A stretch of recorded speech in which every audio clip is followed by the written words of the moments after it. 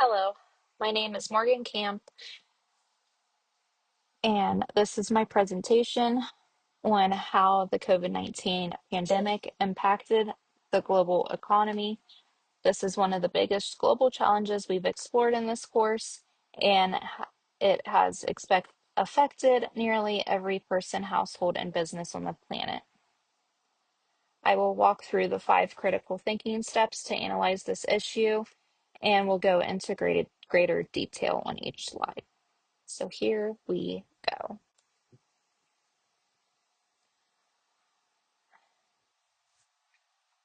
At first, we have to begin by defining the problem. The COVID-19 pandemic caused a massive economic disruption both in the United States and worldwide. Government mandated lockdowns, business shutdowns, travel restrictions, and health fears led to sharp declines in consumer spending and business operations.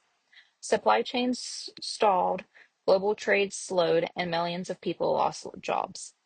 The effects were widespread, not just in major financial hubs like New York or London, but also in small towns and rural communities. Entire industries such as hospitality, travel, and retail came to a halt. It's important to understand that this wasn't a typical recession. It was a sudden, severe shock to the global economic system, and its effects are still being felt today.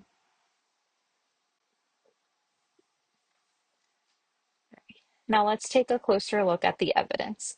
In the United States, unemployment skyrocketed to 14.8% in April of 2020, the highest rate since the Great Depression, according to the U.S. Bureau of Labor Statistics. That meant millions of people lost their livelihoods almost overnight. Small businesses were hit especially hard. According to a 2022 CDC study, 99% of all U.S. businesses are considered small, and they employ nearly half of the American workforce. Many of these businesses had little to no savings, and without revenue coming in, a significant number were forced to close permanently.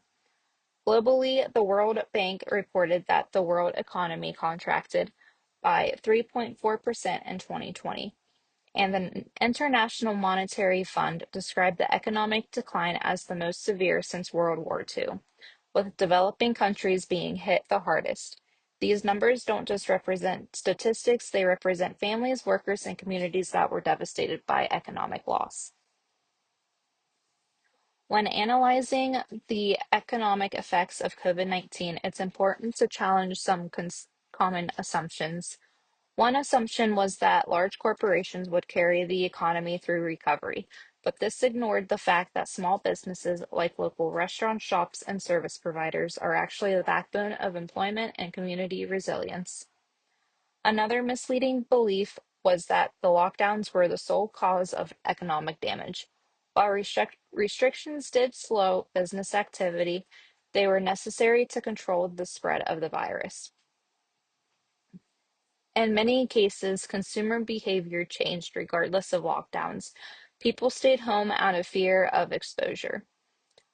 Biases in media coverage also played a role. Much of the focus was on stock markets and corporate earnings, but those did not reflect the struggles faced by low-wage workers, gig economy participants, or families without health care or paid leave. Critical thinking helps us recognize these blind spots.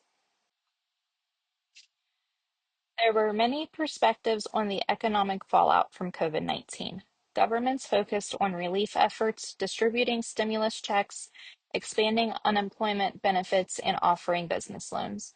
For some, these interventions helped keep them afloat.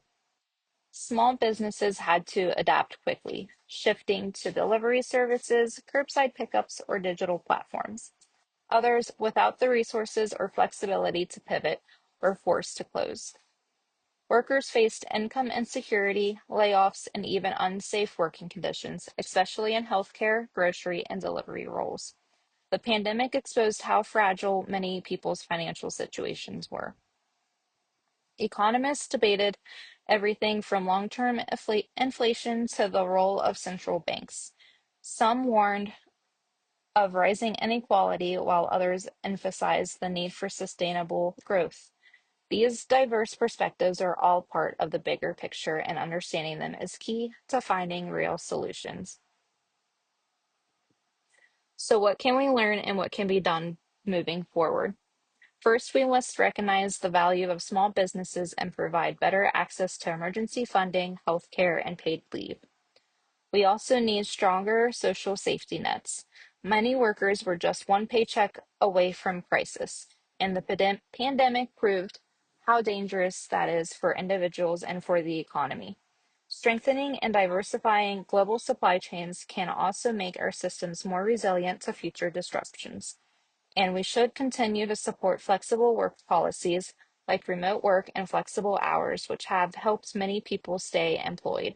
The pandemic revealed weaknesses, but it also gave us an opportunity to build smarter, fairer systems. Finally, let's talk about why critical thinking is so important when dealing with global economic challenges. In a crisis, it's easy to jump to conclusions or accept surface level information. But without critical thinking, we can fall victim to misinformation, panic, or biased reporting. Critical thinking allows us to slow down, question sources, identify assumptions, and consider multiple solutions. During COVID-19, we saw the impact of false narratives, from economic conspiracy theories to misinformation about government policies. When policymakers and citizens apply critical thinking, we are more likely to create fair, effective responses. It's how we move from emotional reaction to informed action. And global issues, especially something as complex as economic recovery, the skill is not just helpful, it's essential. Thank you so much for listening to my presentation. The following sources were used um, to gather all the information that I have said in my PowerPoint. Thank you for your time again.